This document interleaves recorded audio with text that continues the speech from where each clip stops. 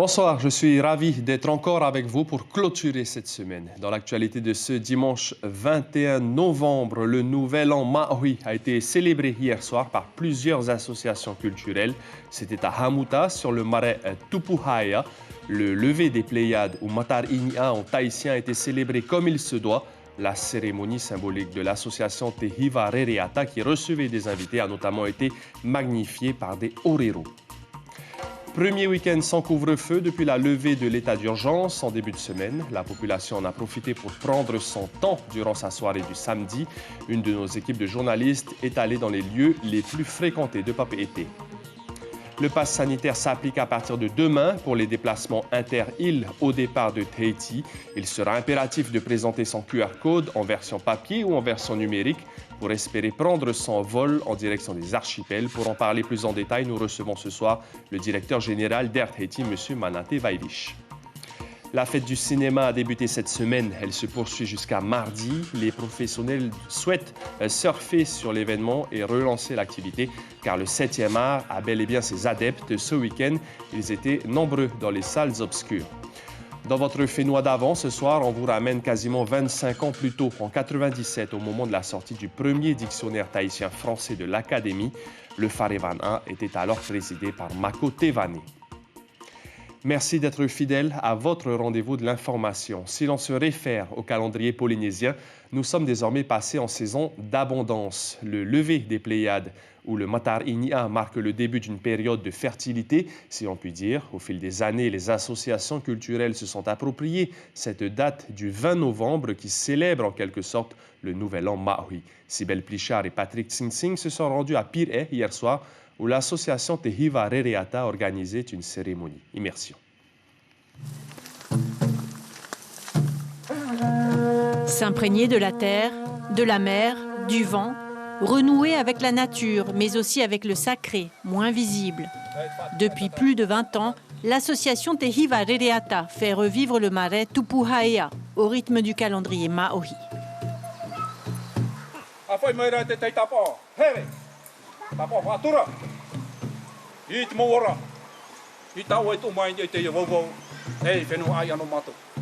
Matar Inia, donc les Pléiades se lèvent pile au moment où le soleil se couche, à l'ouest.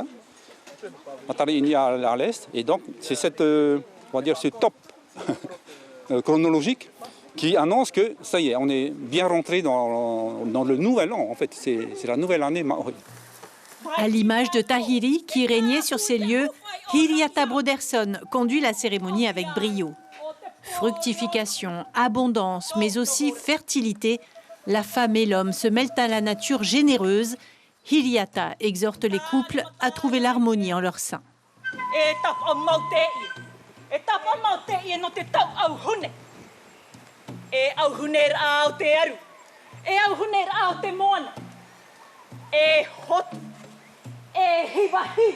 Alors j'ai tout d'abord commencé par un pari-pari fénois pour rendre hommage à cette terre de Hamuta qui se situe dans Pir'e, dans l'aire de Te Porionu, pour resituer cette cérémonie dans son contexte géographique.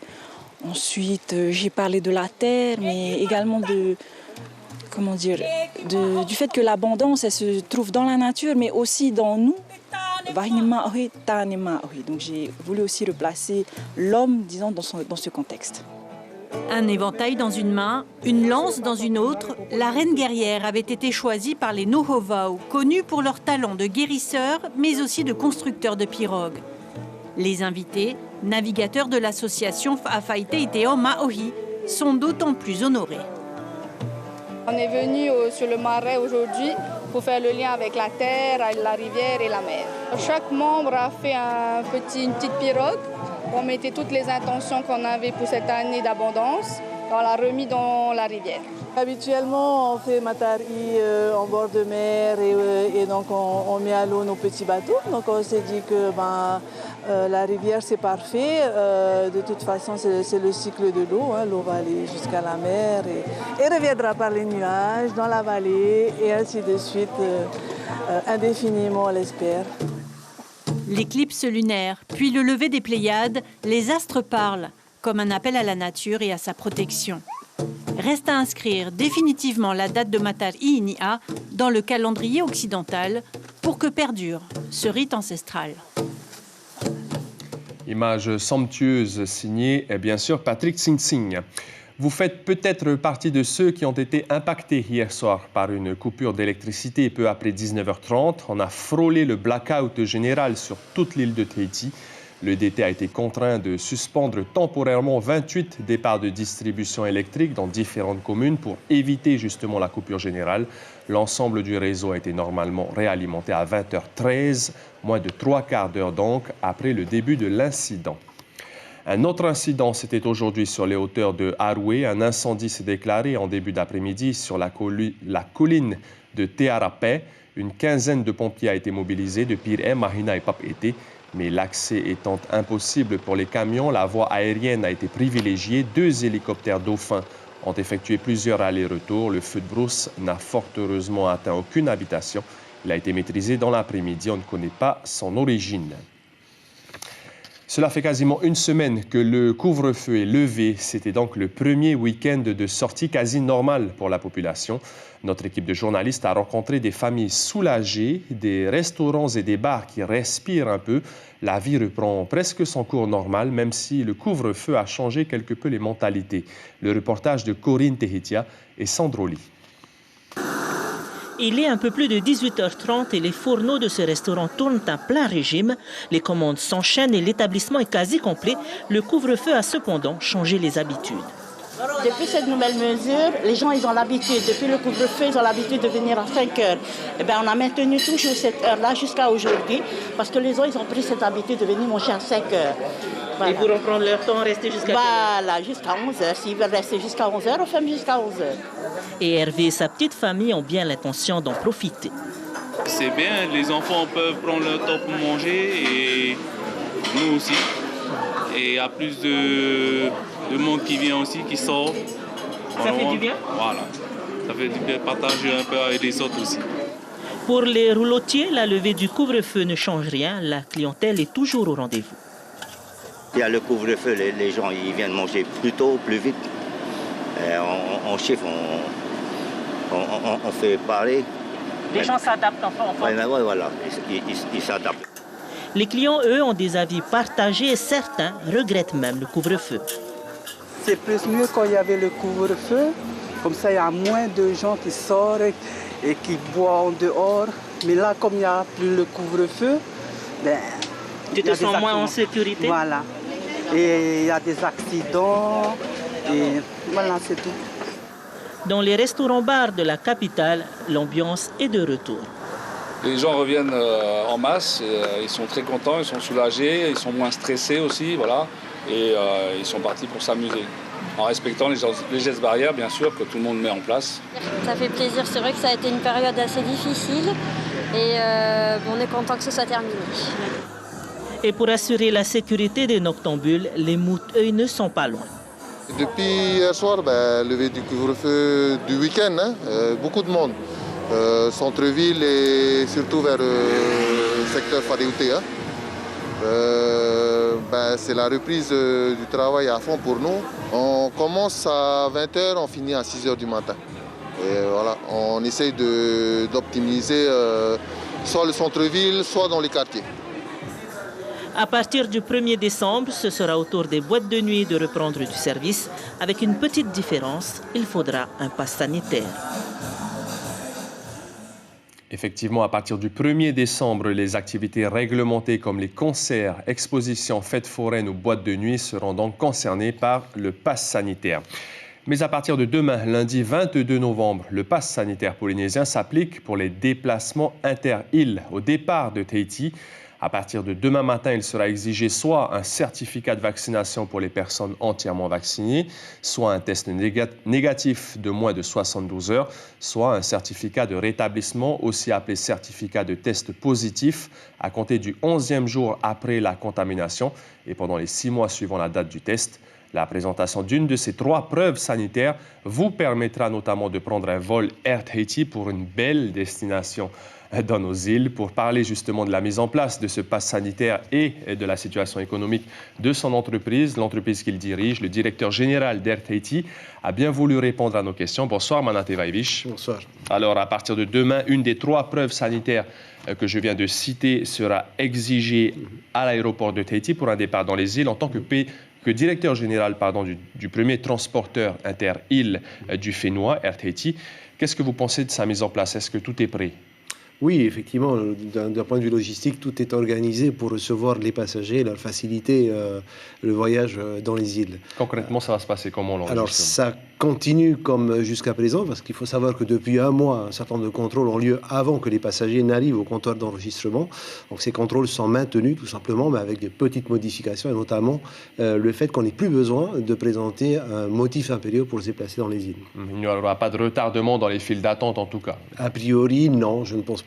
Alors, ce pass sanitaire est seulement exigé au départ de Tahiti, de Moorea et de Tahiti Aroa vers les îles. Il n'est pas exigé au départ des îles vers Tahiti. Ça va être rendu complexe pour les personnes qui résident dans les îles, qui vivent dans les îles pour retourner chez eux.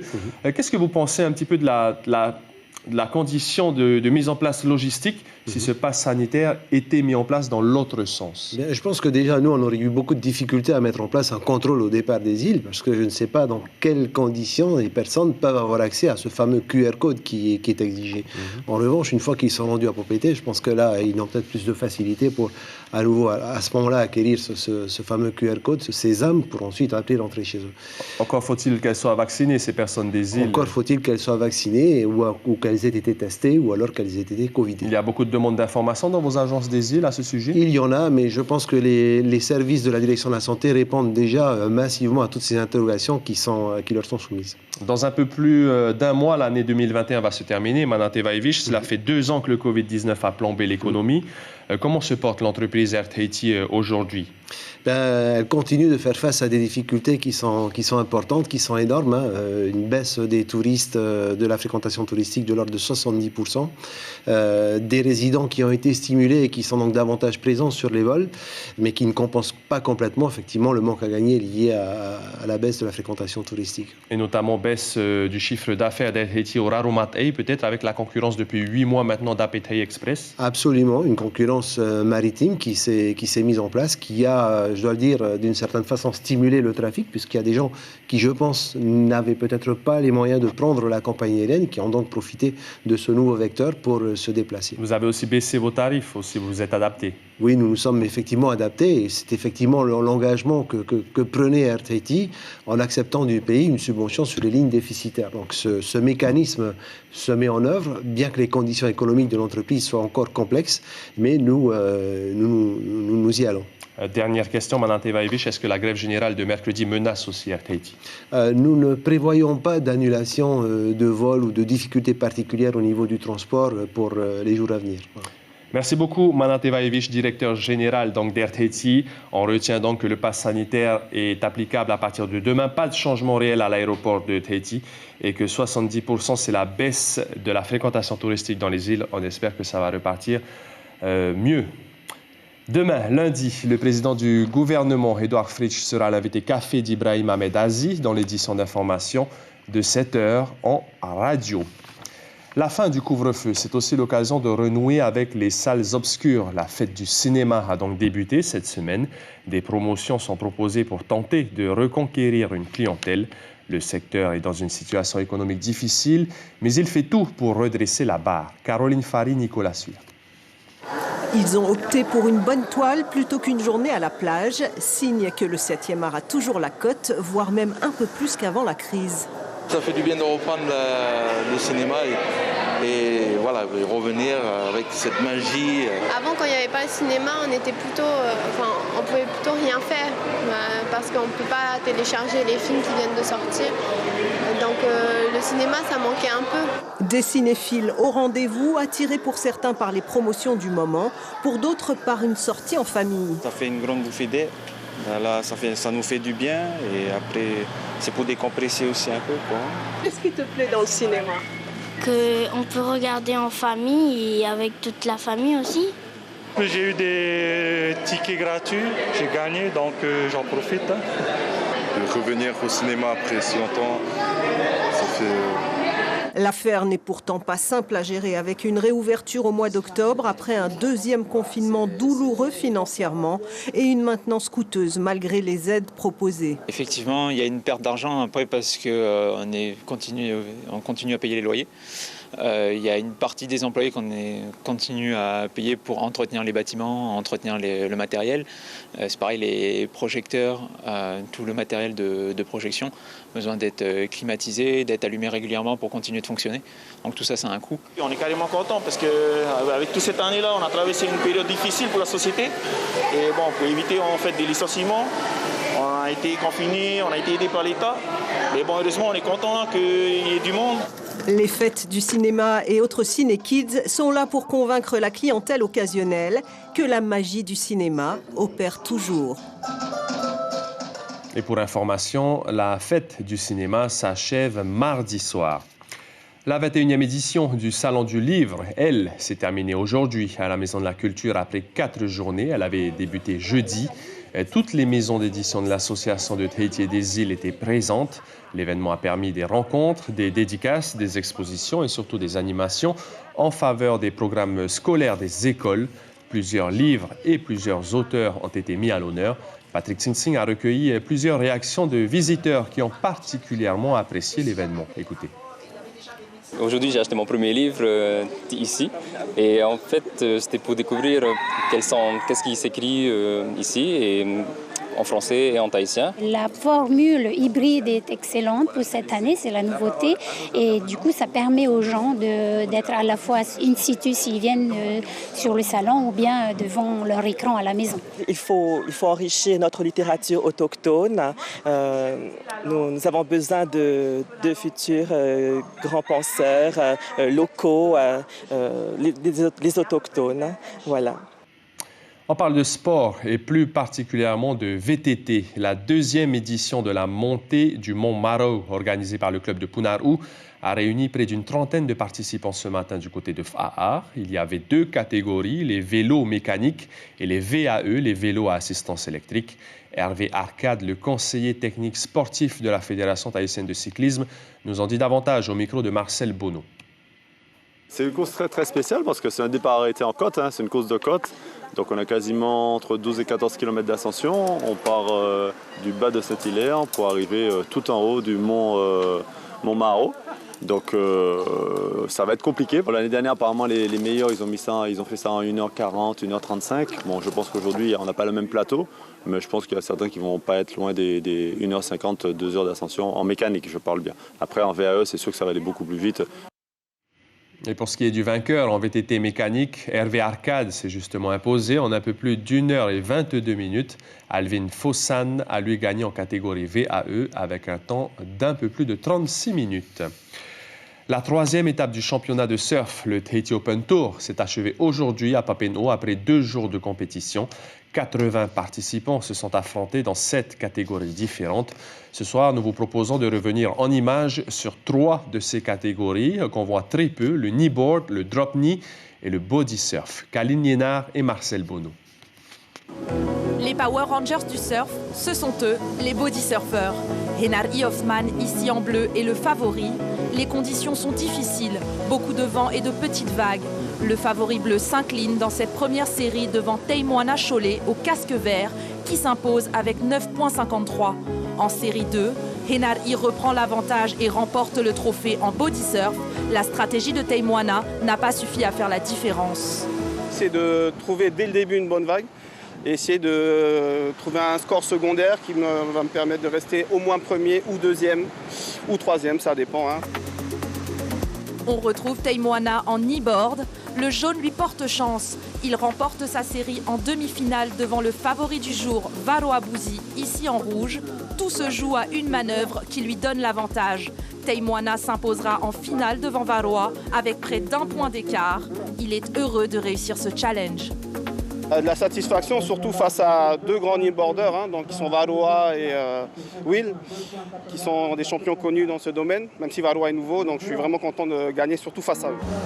En Dropni, le rouge de Papara, Moroni Temahuki, est en repêchage. Mais il sort vainqueur de la série avec 7,57 qui le qualifie pour la demi-finale. Et pourtant, ce n'était pas gagné d'avance. C'est assez stressant quand tu ne serves pas pendant 10 minutes alors que la série elle dure 15 minutes. Après, à un moment donné, c'est peut-être pas le talent, c'est vraiment la nature qui te donne la vague pour gagner. Tu vois, à un moment donné, c'est ça, quoi. Dans ces conditions-là, c'est vraiment la nature qui va te faire gagner après, quoi. Le jeune homme se hisse jusqu'en finale où il termine 3e sur le podium, juste derrière Varo Abouzi et Touahiti Toofa, le vainqueur de la catégorie Dropni. Une dizaine de membres instructeurs de la Fédération de Aïkido de Polynésie a participé à un stage hier à Moorea organisé par le club de Aïkido local. L'objectif est de développer la discipline sur l'île Sœur, mais aussi de permettre aux membres de partager les techniques d'Aïkido, car ce type de stage est organisé seulement 2 fois par an sur Moorea. Après la nomination officielle des 4 nouveaux académiciens du Farevana vendredi, nous vous proposons ce soir un retour en arrière dans notre Fénois d'avant, en 1997, au moment où l'Académie tahitienne, encore présidée par Mako Tevané, sortait le premier dictionnaire tahitien-français du Farevana.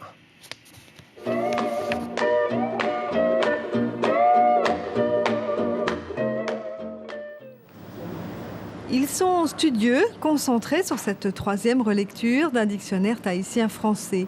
Un ouvrage ambitieux et qu'il devenait urgent de sortir. Le Tépano-Josen est depuis longtemps dépassé, et que dire du dictionnaire de la London Missionary, paru en 1851, et qui sert pourtant de base de travail aux académiciens du Farevana. Nos académiciens donc planchent depuis 10 ans à raison de 3 séances hebdomadaires pour répertorier, expliquer, définir et surtout inventer. Car en Reo Mahui, il faut trouver de nouveaux mots pour permettre aux Polynésiens de parler dans leur langue des nouvelles technologies. À cet égard, l'informatique a donné quelques suées aux immortels tahitiens. Les choses évoluant, la vie évoluant, il faut évidemment créer de nouveaux mots. Alors comment vous avez fait par exemple pour un mot comme ordinateur ? Ordinateur, c'est tout simplement, disons, par rapport à l'homme qui dispose d'un cerveau, mais ce cerveau est assez limité, semble-t-il, par rapport à l'ordinateur. Et donc, nous avons adopté le terme qui, d'ailleurs, a été adopté par tous les pays pacifiques polynésiens de la région, le Roro, cerveau, et Wira, électrique. Un Roro Wira, ça a besoin d'une imprimante. Et comment on dit imprimante, par exemple ? C'est Matini Patahoua et Matini Tahoua, c'est celle qui reproduit des copies, des photos, voilà, tout simplement. Les académiciens sont au nombre de 20. Quand l'un disparaît, les autres le remplacent par un système assez compliqué de parrainage. Ils vivent pauvrement de minces subventions territoriales, mais depuis 1974, ils continuent contre vents et marées à fixer les règles grammaticales du Reo Maui. Leur prochaine mission est déjà définie. Il leur faudra élaborer le dictionnaire français-tahitien cette fois-ci, sans lequel l'ouvrage des 10 dernières années resterait incomplet. À ne pas manquer dans l'actualité de la semaine prochaine, demain lundi, c'est donc le début de l'application du pass sanitaire pour les voyages inter-îles au départ de Tahiti, Moorea et Tetiaroa. Mercredi, il pourrait être question d'une grève générale. Il faudra voir comment les négociations avancent entre-temps. Vendredi, enfin, ce sera l'inauguration de la foire agricole. L'information à retenir ce soir, premier week-end sans couvre-feu et les noctambules respirent à nouveau l'air des soirées au-delà de 23 heures. Les fêtards semblent cependant plus modérés. Les bars et les restaurants vont désormais tenter de remonter la pente. Dans la presse, demain, lundi 22 novembre, la dépêche de Tahiti titre « Réduction des déchets, une semaine pour en parler ». À la télévision ce dimanche soir, Jusqu'à ce que la mort nous sépare, un thriller américain. Ce sera suivi par 2 épisodes de la série Suits, avocat sur mesure. L'information en radio, c'est à partir de 5 h demain matin. Ayata Tarahu revient en commande de votre journal à partir de demain soir. C'était un plaisir d'être à vos côtés durant le week-end. On se quitte sur les images de la cérémonie du Matar Inia hier soir dans la vallée de Hamuta. Prenez bien soin de vous. Je vous retrouve très bientôt. Passez une excellente soirée.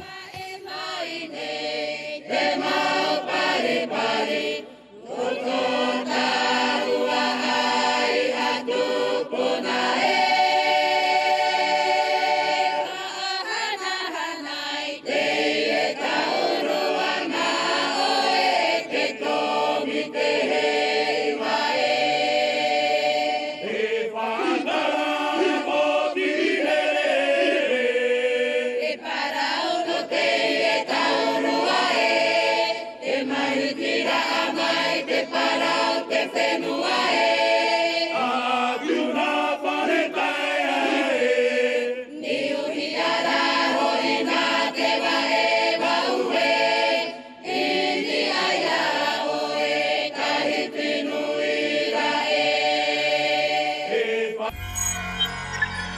Retrouvez ce programme en replay sur notre site internet.